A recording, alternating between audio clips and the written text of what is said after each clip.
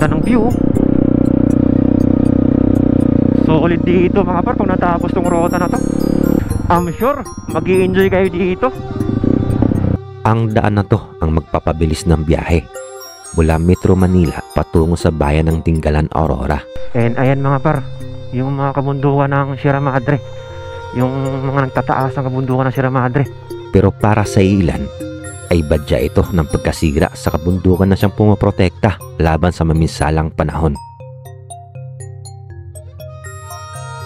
Pero paano na lamang kung ang daan na to ang magbibigay pag-asa sa mga naninirahan sa kabundukan na siyang madadaanan nitong daan? Ipagkait ba natin sa kanila ang daan patungo sa modernong pamumuhay? Ito yata yung pinaka-school nila. Tapos ayan, yung mga mag-aaral naglalakad.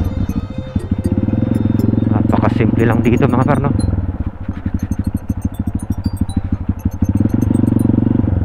Hello po.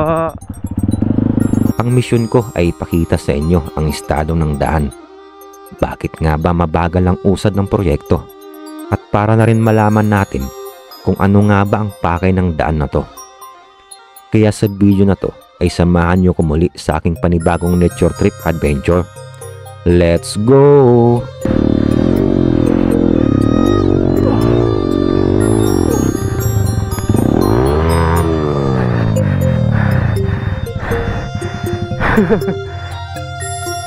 Yung baboy damo dito mga paro, lalakad lang.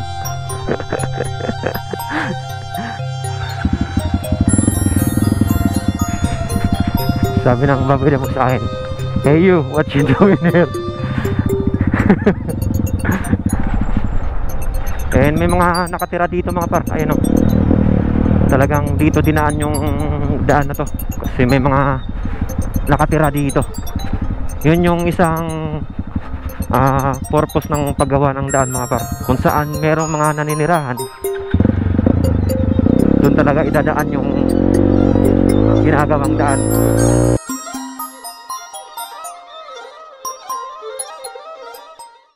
Mula Malolos, Bulacan ay bumiyahe ako papuntang DRT kung saan ang ginagawang daan papunta sa Dingalan, Aurora.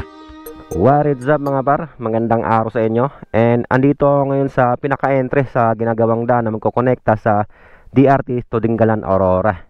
And ngayon mga par ay susubukan ko itong pasukin para makita natin ang actual ang estado ng daan dito. And subukan na rin natin sukatin kung ilang kilometro na yung nagagawa nila dito. Alright, let's go!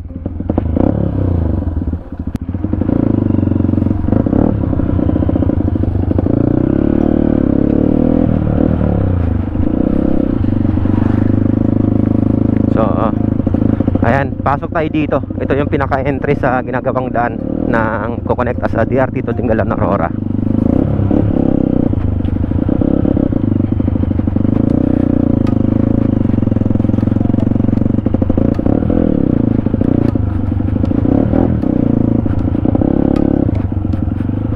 Sa bungad ng daan, makikita natin ang mga gumagawa dito.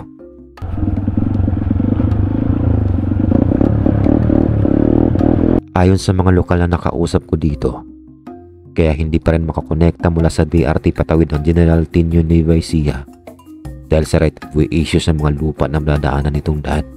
So ngayon mga par, ayan, ongoing yung construction ngayon dito.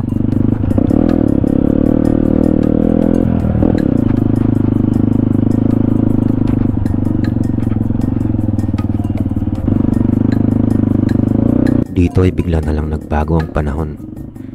Bigla na lang pumatak ang ulan. Hindi magandang pangitain to. Ang init dun sa highway kanina papunta rito, ngayon dito umuulan. Ayos ah.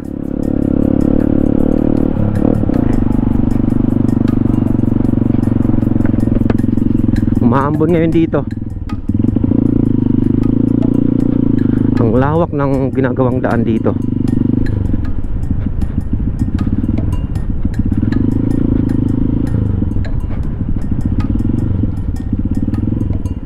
Yan talaga ang puspusan na rin yung construction ngayon dito.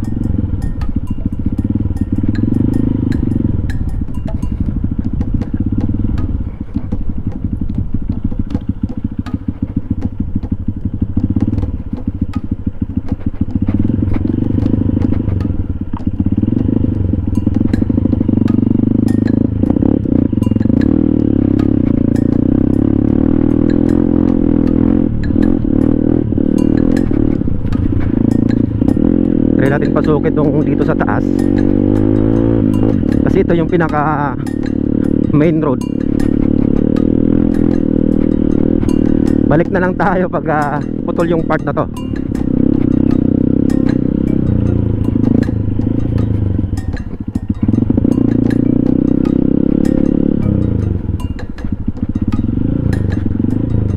Tapos dito, ayan, lumiko. Baba tayo.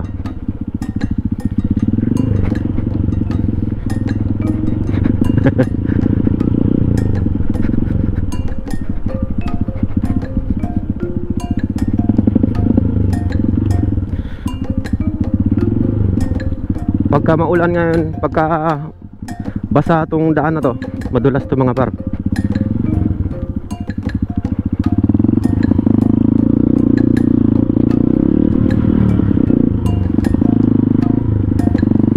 And dito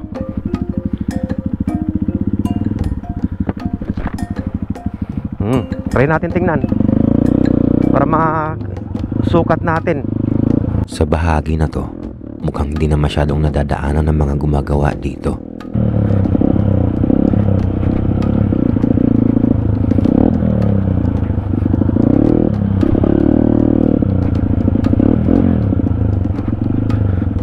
Liblib na dito, pero meron pang landas.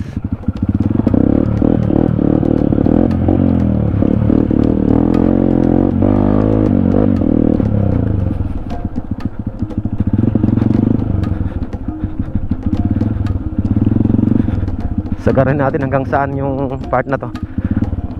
Hanggang dito lang. And meron pa, ayun sa baba. Pagdating ko dito sa parte na to, bigla akong napatikil. Sobrang tarik ng daan na bumungad sa akin. Mag-isa lang ako, kaya nagdadalawang isip ako kung itutuloy ko ba.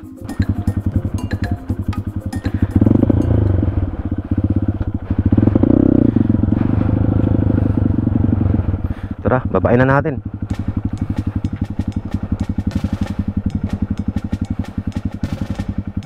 Sana makaahon ako dyan.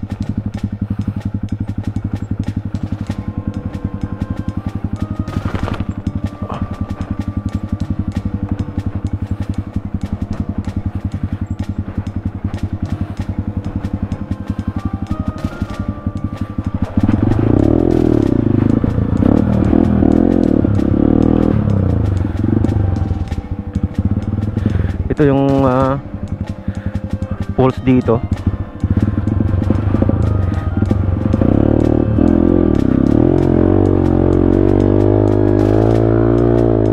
Dito pa lang sa unang ahon, isang pagitain na wag ko na ituloy.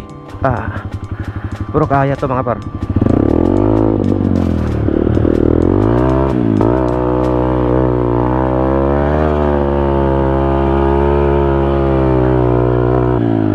Kaya to.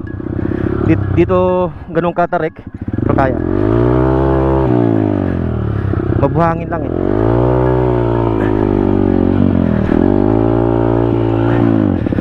Malambot lang eh, pero kaya.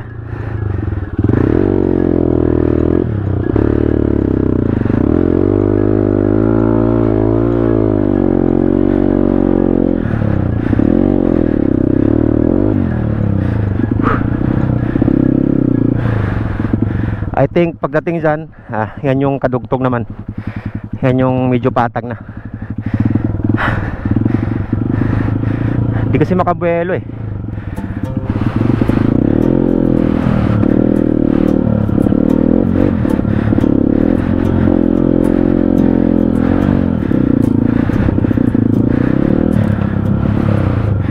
Sa kasunod na ahon, bukod sa matarik, ang problema, mayroong hukay kaya hindi makabuelo ang motor.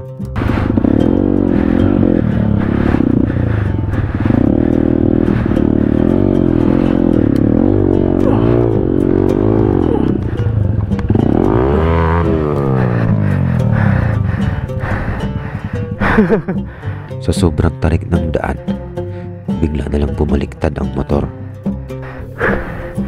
Tarik. Umulan pa. Shit. Nalambot yung lupa nga to. Pero gagawin ko, babalik ako na sa dinaanan ko.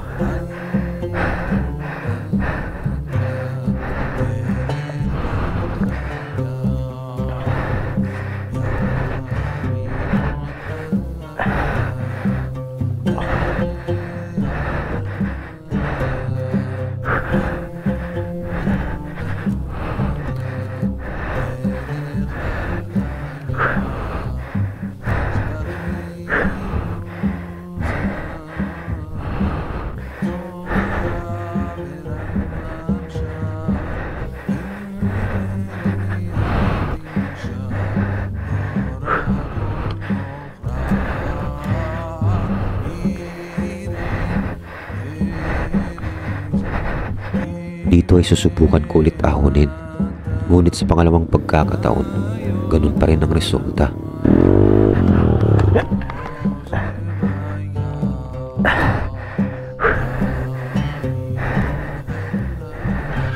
Susubukan ko sanang itulak pataas ang motor. Ngunit sa tarik ng daan, dumudulas pababa ang motor. Hindi ko to kaya ng mag-isa. Walang mangyayari kung ipipilit ko. Kaya nagdesisyon ako na bumalik na lang sa dinaanan ko.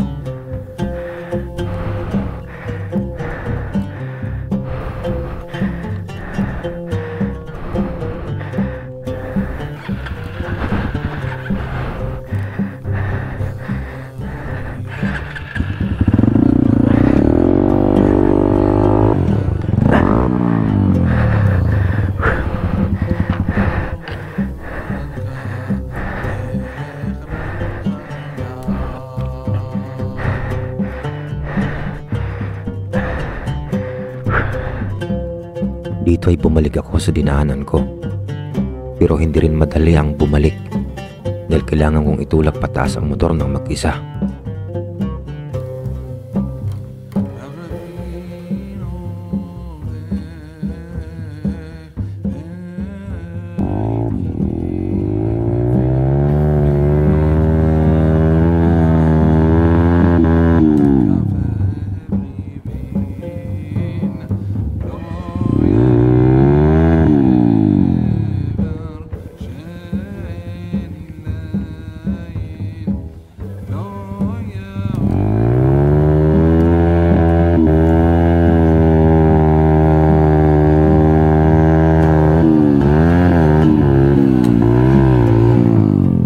Sobrang tarik pala dun. Hindi kaya na mag-isa lang. Mas ganyan pa.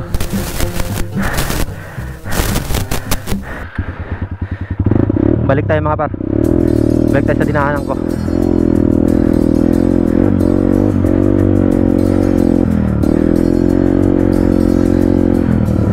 Dito ay sinubukan ko pang ikutan yung kabilang bahagi sa ginagawang daan. Ngunit mukhang hindi sang-ayon ang panahon sa mga plano na gagawin ko.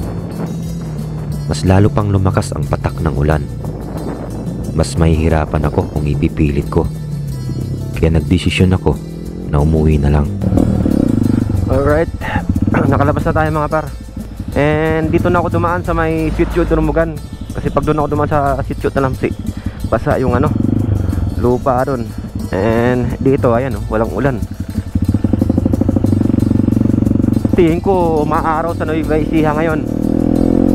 Let's go. Pauwi na sana ako pero biglang sumikat ulit ang araw. Kaya naisipan kong dumiretso na lang sa bahagi ng Nueva Ecija kung saan ang kadugtong sa ginagawang daan sa DRT. Ayan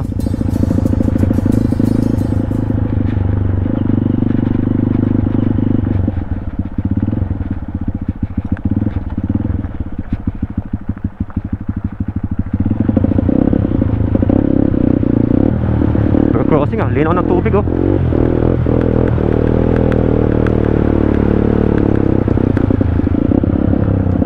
linaw ng tubig.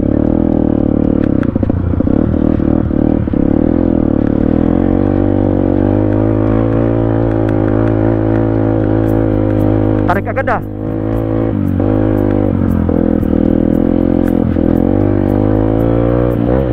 itong daan na ito mga par, ulitin ko ulit. Ito yung DRT to Dinggalan Road. Grabe, tarik. Pasadahan natin.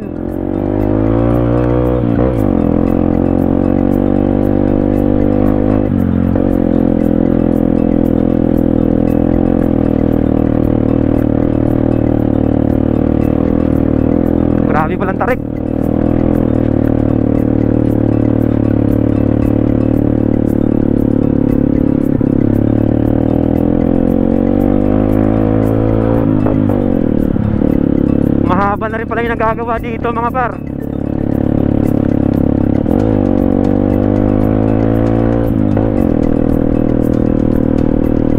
At mukhang matagal nang ginawa to.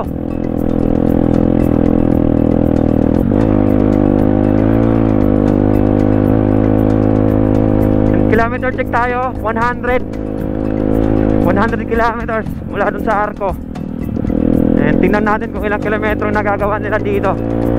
Mula sa Arco ng DRT, papunta dito sa parte ng Nueva Ecija ay nasa 100 kilometro. Malayo ang naging biyahe dahil sa right of way issue sa mga lupa na nadadaanan. Hanggang ngayon hindi pa rin makakonekta ang daan mula sa DRT patawid ng General Tinio, Nueva Ecija.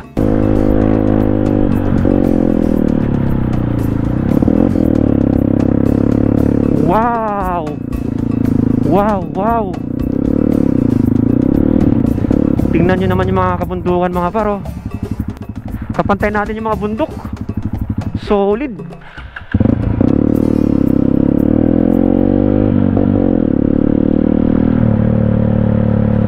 Let's see mga par kung ilang kilometro yung nagagawa nila dito sa part na to.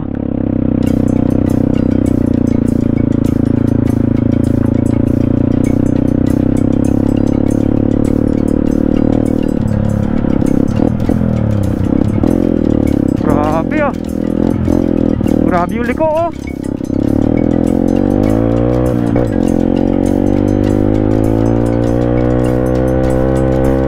Tapos yung pahon.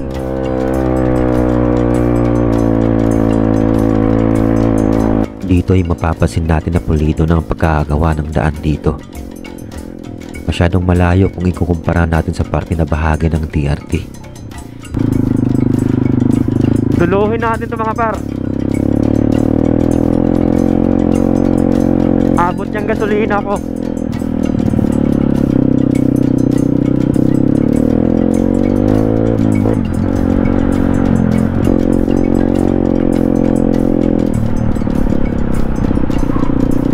Gusto ko malaman to kung hanggang saan yung nagawa nila dito.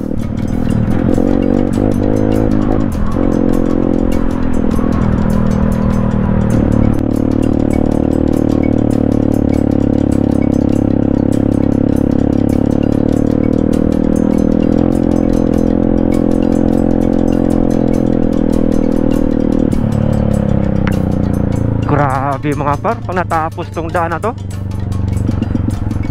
I'm sure mag-i-enjoy kayo dito.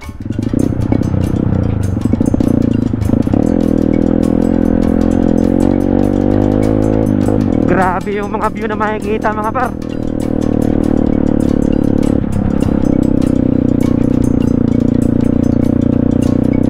Kabilaan. Ang gaganda.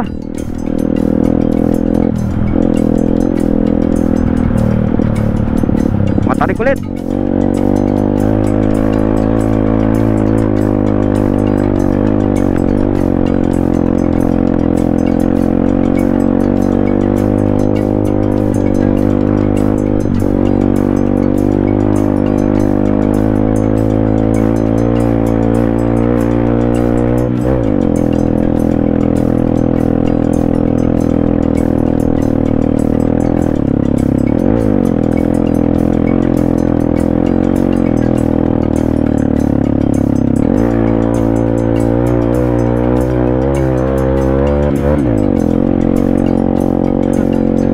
Natin mga par. And ayan mga par, yung mga kabundukan ng Sierra Madre, yung mga nagtataas ng kabundukan ng Sierra Madre. Andito na tayo mga par sa mismong bundok na matataas.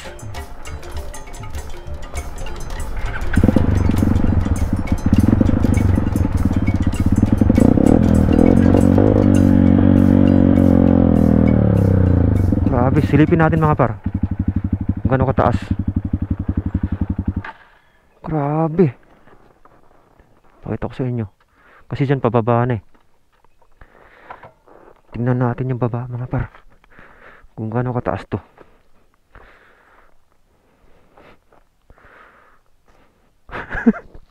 Ang taas mga par, nanginig yung tuhod ko. Ang taas.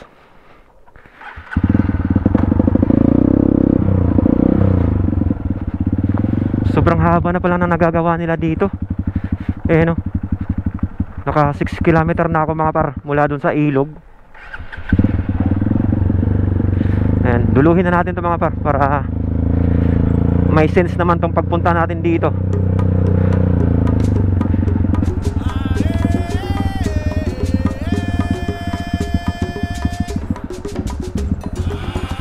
Hindi madali ito mamaya mga par pag ahon.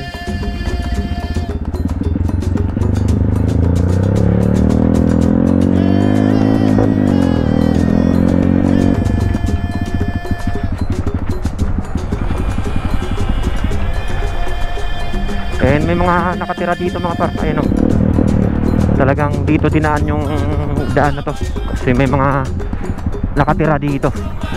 Yun yung isang purpose ng paggawa ng daan mga par, kung saan merong mga naninirahan, doon talaga idadaan yung ginagawang daan. Alright, so duduluhin na natin mga par para may sense yung pagpunta natin dito.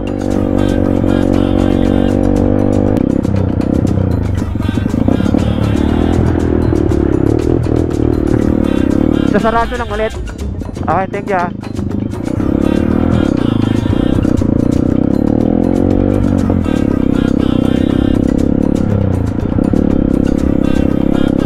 Ganda ng view.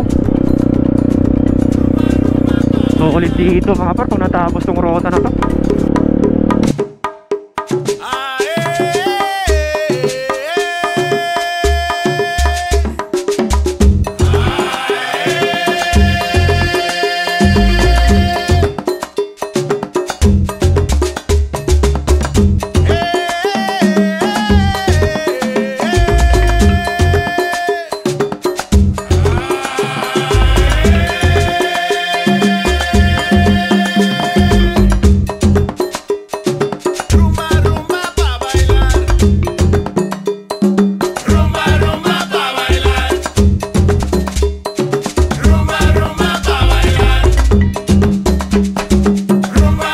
Dito ay halos nasa 9 kilometro na ang tinatakbo ng motor ko.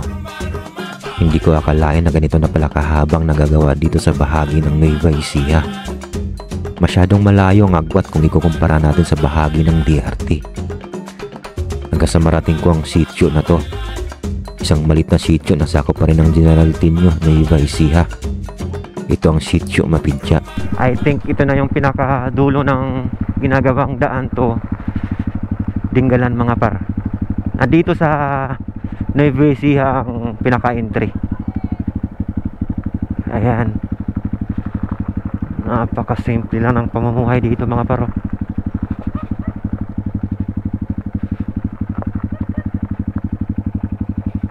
Tingnan nyo naman yung ambience mga par. Ito yata yung pinaka-school nila. Tapos ayan, yung mga mag-aaral naglalakad.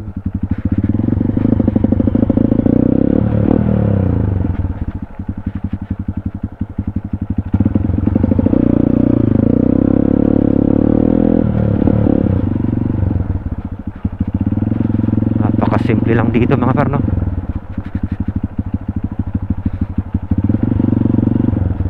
Hello po.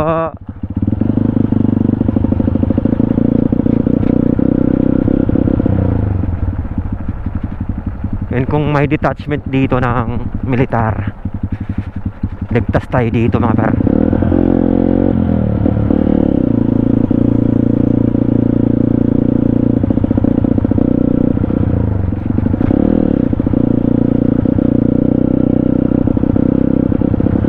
Ayan, ito pala yung pinaka-school. Ayan, ito pala.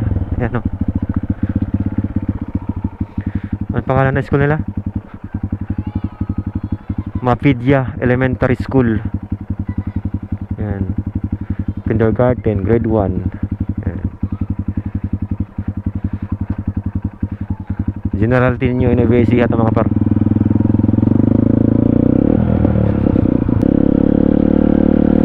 Alright. So ayon sa lokal dito mga par, hindi pala yun yung pinuntahan ko ang pinaka papuntang Dinggalan. Ano pala yun, property, may nakatira doon.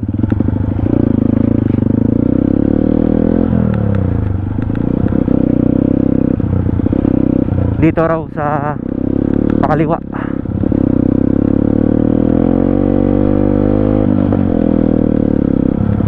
Ayan o, ayan o. Ayan mga paro. Ayan yung daan papuntang Dinggalan mga paro. And sabi nung lokal sa akin, delikado daw kasi mag-isa lang ako. Kasi medyo hindi na raw maganda yung daan dyan. Pero sabi niya, nasa 6 to 7 kilometer daw yan. Yung haba pa niyan nung nagagawa dyan. Mahaba na raw yan kasi pinuntahan na raw nila yan eh. Sabi nung lokal, napasok na raw nila yan. Eh nung time na pinasok daw nila yan, medyo okay pa daw yung daan. Tapos nung binalikan nila, di na sila tumuloy dahil nasira na raw ng tubig ulan. So kung papasok daw ako dyan ng mag-isa, alanganin daw. So nag-decide ako mga par na hanggang dito na lang muna ako sa part na to. And ayan nga, mula dun sa ilog na nilikuan natin hanggang dito, ayan, naka 10 kilometers tayo. Tapos kung idadagdag natin yung 6 kilometer dito na sinabi ni Kuya, is nasa 16 kilometer yung nagagawa nila dito sa part ng Nueva Ecija. So kung tutuusin mga par, mas mahaba yung nagagawa dito kumpara sa part ng DRT. So hanggang dito na lang mga par, and maraming salamat sa panonood. And kung umabot kayo sa part na to, huwag kalimutan mag-subscribe. Maraming salamat. Peace out.